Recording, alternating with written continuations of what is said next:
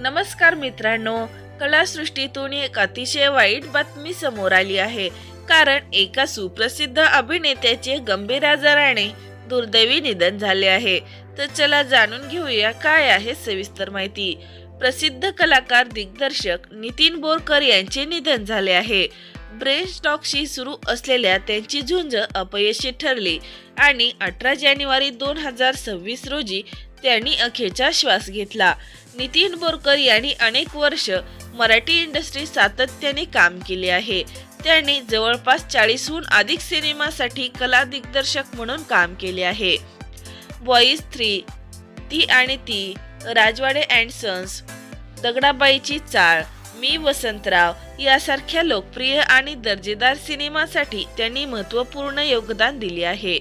नितीन बोरकर यांच्या निधनानंतर मराठी सिनेसृष्टीतील अनेक कलाकारांना धक्का बसला आहे. तर मित्रांनो, आपल्या चॅनेलकडून या सुप्रसिद्ध अभिनेत्याला भावपूर्ण श्रद्धांजली. अशा चालू घडामोडी जाणून घेण्यासाठी चॅनलवर नवीन असाल तर लाईक करा, सबस्क्राईब करा, शेअर करा. तोपर्यंत धन्यवाद.